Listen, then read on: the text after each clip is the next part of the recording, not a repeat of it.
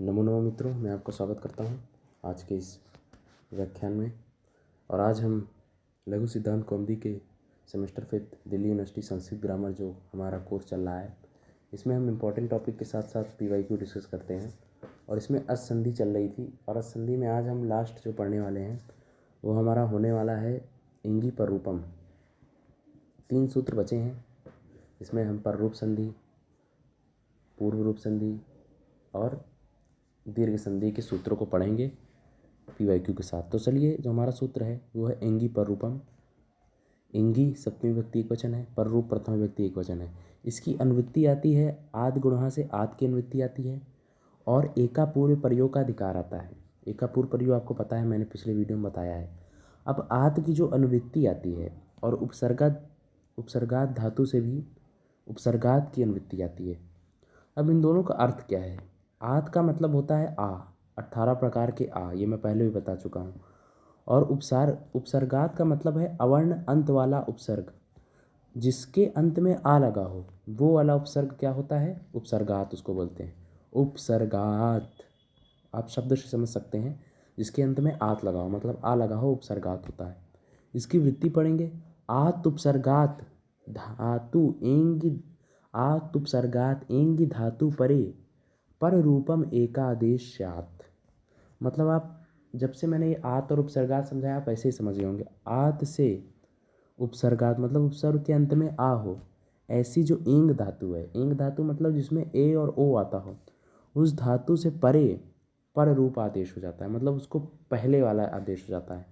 अब ये पर रूप क्या है, पहले वाला क्या है, ये समझते हैं, आगे भी समझेंगे उदाहरण के साथ। अब जैसे यहाँ पे आप उदाहरण देखिएगा, प्रेज्यते, प्रेज्यते के अंत में आ है, ये आपका अवर्णात उपसर्ग हो गया। प्रा एक उपसर्ग है और उससे अंत में अवर्णात आ बैठा हुआ है।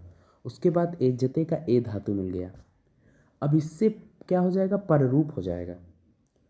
पररूप और पूर्व रूप का मतलब क्या होता है ये समझते हैं। देखिए, पररूप का मतलब होता है उसके बाद वाला पर, तो यानी जैसे यहाँ आ है और उसके बाद ए है, तो पररूप यहाँ क्या हुआ? यहाँ आपका पररूप हुआ ए, ये आपका क्या हो गया? पररूप। तो इसी को जो है आदेश हो जाएगा, मतलब ए ही आ जाएगा। आ के ऊपर ए चढ़ जाएगा तो ये क्या बनेगा? प्रेज्यते बन जाएगा। क्या बन जाएगा? प्रेज्यते। यहाँ देखिए, सिद्धि हो गई ना, प्रेज्यते बन गया। इसे पीछे भी दिखा देता हूँ एक बार।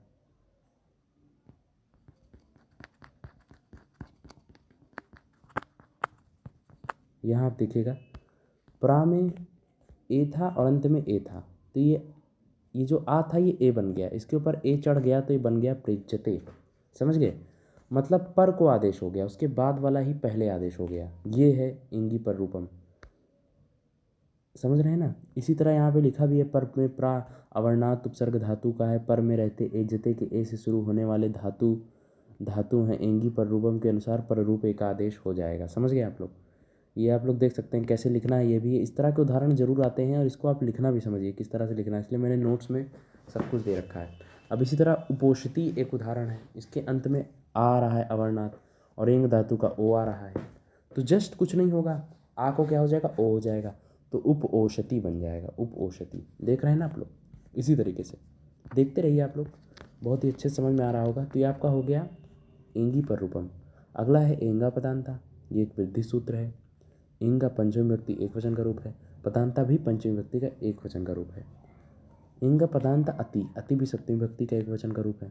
अब इसमें अमी पूर्वा से अनुवृत्ति आती है और एका पूर्व प्रयोग का अधिकार आता है। अमी पूर्वा से पूर्व की अनुवृत्ति आती है, क्योंकि इसमें पूर्व रूप एक आदेश होगा। वो कौन सी संधि थी? कभी कभी ऐसे भी एग्जाम में पूछ रख सकता है कि पर रूप संधि बताइए, तो पर रूप संधि का सूत्र क्या होगा? इंगी पर रूपम, इंगी पर रूपम। और पूर्व रूप की बात करें तो क्या होगा? एदा पदांता। समझ गए? अब इसकी आप वृत्ति पढ़िए, पदांतात परे पूर्व रूप एकादेश स्यात्, पदांतेंगी धातु परे, पदांतेंगी इति परे पूर्व रूप एकादेश स्यात्। मतलब पदांत एंग अगर पर में हो तो उसको पूर्व रूप एकादेश हो जाता है। क्या हो जाता है? पूर्व रूप एकादेश हो जाता है। अब इसको समझते हैं उदाहरण से। उदाहरण में अगर आप पदांत एंग के ह्रस्व आकार को देखेंगे, ह्रस्व आकार से परे होने पर पूर्व और पर के स्थान पर पूर्व रूप एक आदेश हो जाएगा। ये इसका अर्थ लिखा हुआ है, यहाँ पढ़ लीजिए। पदांत एंग से ह्रस्व आकार से परे, मतलब पहले एंग हो और उधर ह्रस्व आकार हो। मैं यहाँ बना देता हूँ, पहले एंग होना चाहिए ए, और उसके बाद ह्रस्व आकार हो, तो किसका आदेश होगा? वापस से ए आ जाएगा। वहाँ हम पर वाले का आदेश करते थे, यहाँ पूर्व वाले का आदेश होगा, पहला वाला आ जाएगा, ए आ जाएगा। समझ गए आप? अब जैसे उदाहरण में अगर हम देखें तो उदाहरण में हरे ए में अंत में ए है, एंग धातु आ गई, और अव में आ है, तो एंग धातु परे ह्रस्व आकार है तो एंग ही हो जाएगा, तो हरे ये हो जाएगा। लेकिन यहाँ पे एक चीज़ चेंज होता है, बीच में ये डंडा बन जाता है। ये डंडा क्या होता है? ये डंडा होता है पूर्व रूप का साइन, तो इसलिए बीच में हरे वो हो जाता है। बहुत आसान है, इसमें आ का लोप हो गया तो उससे साइन बना दिया गया। समझ गए? पूर्व पर के स्थान पर पद के अंत में पूर्व पर के स्थान पर एक आदेश होगा। समझ गए? यही चीज़ यहाँ लिखी है। इसी तरह विष्णुवो, ये भी देख लीजिएगा आप लोग, ये भी इंपॉर्टेंट है। विष्णु के अंत में ओ है और इधर आ है, तो विष्णु बनेगा और बीच में क्या हो जाएगा? साइन बन जाएगा पर रूप का, पूर्व रूप का। समझ गए? तो ये है, आप लोग समझ गए होंगे। अब अंतिम संधि है अकार सवर्ण दीर्घा। बहुत सिंपल थी वो। एंगी पर रूपम में पर रूप आदेश हो जाएगा और एदा पदांता में पूर्व रूप एक आदेश हो जाएगा। दोनों संधि अच्छे से कर लीजिएगा, एग्जाम में पूछता है। इसके बाद अका सवर्ण दीर्घा, ये आप शुरू से पढ़ते आ रहे हैं, फर्स्ट सेमेस्टर में पढ़े होंगे। अका पंचमी विभक्ति एक वचन का रूप है। अका का मतलब होता है अक प्रत्याहार। आ ही रिल्लुक से स्टार्ट होगा, रिल्लिक तक जाएगा, अक प्रत्याहार। और सवर्ण, सवर्ण क्या होता है? सवर्णी होने पर, एक जैसा होने पर। सवर्ण का मतलब है सवर्ण होना, मतलब जैसे आ है और उसके तुरंत बाद आ जाए, तो आ का सवर्णी है ना, एक जैसा है, बस इसको वही आदेश हो जाएगा। यही दीर्घ संधि कहती है, इसको बड़ा आ आदेश हो जाएगा। आ सवर्णी के बाद दीर्घ मतलब दीर्घ होना चाहिए, उनको दीर्घ आदेश हो जाएगा। इकोई अणची से एका पूर्व प्रयोग अनुवृत्ति आती है, इसमें कोई अणची से अची की अनुवृत्ति आती है, और एका पूर्व प्रयोग से एक और पूर्व और पर की अनुवृत्ति आती है। मतलब ये कहना क्या जाता है, एका पूर्व प्रयोग तो आपको पता है कि जब दो लोग के प्रसंग की स्थिति होगी तो दोनों लोग के जब आदेश की सिचुएशन घटती है, मतलब एक आदेश होना चाहता है, एक दूसरा आदेश होना चाहता है, तो वहाँ पे दोनों को मिलाकर एक आदेश होता है। मतलब एक पर में हो, पूर्व में हो, इन दोनों वर्णों को एक आदेश होगा। ये हमने पढ़ा था एका पूर्व प्रयोग। अब इसकी वृत्ति समझते हैं। वृत्ति क्या कह रही है? वृत्ति कह रही अका सवर्णी। अका मतलब अक प्रत्याहार, सवर्ण मतलब सवर्ण। जब अक का सवर्ण हो, जब अक का सवर्ण हो तो अची से परे, मतलब अच भी हो पर में, अच प्रत्याहार का कोई वर्ण पर में हो, तो उसको पूर्व और पर के स्थान पर, मतलब पहले और पर के स्थान पर दीर्घ एकादेश हो जाएगा। क्या हो जाएगा? दीर्घ एकादेश हो जाता है। समझ गए? देखिए, मैं जब आपको शुरू में अनुवृत्ति और ये पदच्छेद समझाता हूँ तो मैं अर्थ बता देता हूँ एक एक पॉइंट का, उससे आपको सूत्र बहुत अच्छे से समझ में आ जाता होगा। इसी तरीके से लघु सिद्धांत के सूत्र समझे ही जाते हैं। अब अर्थ आप देख सकते हैं, अक प्रत्याहार वर्ण के बाद सवर्ण अच होने पर पूर्व पर के स्थान पर एक दीर्घ आदेश हो जाता है। यहाँ मैंने एक बढ़िया सा ये भी बना दिया है कि अक प्रत्याहार वर्ण हो और सवर्णी अच हो, स्थानांतर तमहा के बल पे वो लगता है। अब जैसे ये उदाहरण देखिए, 3 उदाहरण मैंने लिए हैं। श्रीश, श्रीश के शा के बाद ई अंत में है और इधर भी ई है। अभी अक प्रत्याहार का भी वर्ण है और इधर वाला ई अच में भी आता है, तो दोनों लोग सवर्णी हुए कि नहीं? ई एक जैसे हो गए, तो यहाँ पर बड़ी ई आदेश हो जाएगा, तो ये बनेगा क्या? श्रीश। इसी तरह दैतरी में देखिए, दैतरी के अंत में आ है और इधर भी अरी में आ है सवर्णीय, तो आ और आ को जुड़ के दैतरी ये बन जाएगा।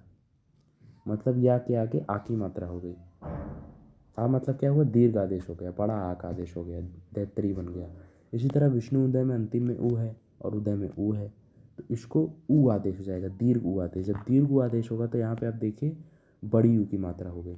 समझ गए? इसी तरह होत्रिकारा है, आप ये भी देख सकते हैं, री और का के स्थान पर आ है दोनों के अंत में, तो री कारा बन जाएगा। समझ गए? इसमें से मुझे हिसाब से कुछ उदाहरण आते हैं, और भी उदाहरण आप लोग देख सकते हो, ये इंपॉर्टेंट है थोड़े। अब हम PYQ पर डिस्कस करते हैं। इसमें अगर हम PYQ देखें तो हमें क्या क्या नज़र आ रहा है आपको? एक तो ये दिख रहा है, एदा पदांता डायरेक्ट पूछ लिया है, समझ रहे हैं ना? और तो मुझे उदाहरण नहीं दिख रहे हैं। सच्चित हरे कृष्ण वित्तम, और कोई उदाहरण नहीं है। एक दूसरा पेपर भी उठाते हैं,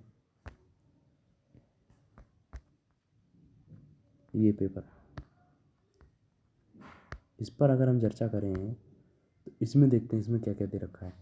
ये पिछले साल का पेपर है, तो इसमें अगर हम देखेंगे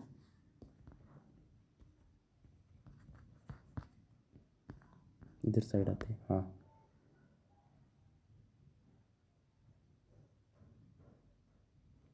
इसमें आपको हरे ये रजते हरे ये दिख रहा है। देखिए जो मैंने अभी समझाया आपको, हरे का एक उदाहरण है।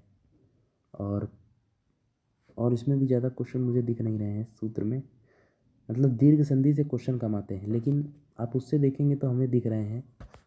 इस प्रकार से पैटर्न भी समझ में थोड़ा आ रहा है। दीर्घ संधि से प्रश्न कम आए, पर कभी कभी पूछ लेता है, और आसान भी है। पढ़ के जाइएगा, PYQ उतना एनालाइज ना करिएगा, पूछ लेता है कभी भी। जैसे हमने भी एक पीछे क्वेश्चन पढ़ा था, उससे पूछा था। यहाँ पे किससे पूछा था? एंदा पदांता पूछ लिया। एंगी पर रूपम, एंगी पर रूपम के तो उदाहरण नहीं है यहाँ पर पूछ लेता है कभी कभार। समझ रहे ना? हरे एव जैसे एक है, इसका है। तो हरे एव आपको दिख रहा होगा, ये देखिए, ये हरे एव। अरे बाप रे बाप, ये क्या होगा? कोई नहीं, आप लोग समझ रहे होंगे, है ना? इस तरह कुछ कुछ उदाहरण पूछ लेता है, बहुत ज़्यादा इससे वेटेज नहीं है इसका मतलब। और इंगीपन रूपम हो गया। प्रेज्यते प्रेज्यते प्रेज्यते कभी कभी पूछ लेता है, इससे भी। ये हरे का हमें उदाहरण मिला था। जब से हरे एव पूछा तो तब विष्णु एव पूछ ले। इसी तरह का सवर्ण दीर्घ आसान संधि है, तो इससे कभी कभी कम पूछता है। बाकी आप कवर करके जाइए। तो इसी के साथ हमने आज संधि कंप्लीट कर ली है। अब मैं जल्द से जल्द व्यंजन संधि स्टार्ट करूँगा। कोशिश करूँगा 1 से 2 वीडियो में ख़त्म कर दूँ, और विसर्ग संधि भी 1 से 2 वीडियो में ख़त्म हो जाए। मैं देखिए चाहूँ तो 1 वीडियो में पूरा ख़त्म कर सकता हूँ, लेकिन मैं इसलिए नहीं ख़त्म करता क्योंकि बहुत लॉन्ग वीडियो आप लोग नहीं देखोगे। इसीलिए मैं प्रयास करता हूँ कभी जब मैं डीप में पढ़ाऊँगा तो ज़रूर अच्छे से ले जाऊँगा। और कभी मैराथन, ऐसी कंडीशन आई मैराथन लेना पड़ा, आप लोग का सपोर्ट मिला तो ज़रूर प्रयास होगा। पर अभी तो ठीक है, समाज तक मैं ले जाऊँगा। आप ये ना सोचिए मैं समाज नहीं पढ़ाऊँगा, ज़रूर पढ़ाऊँगा। और ये नोट्स आप लोग लिखते रहिए, लिखिए ज़रूर, बिना लिखे आपको कुछ नहीं होने वाला है। और ये एकदम बेस्ट मटेरियल है दिल्ली यूनिवर्सिटी में अच्छे मार्क्स गेन करने के लिए। तो ठीक है, धन्यवाद, चलते हैं, धन्यवाद।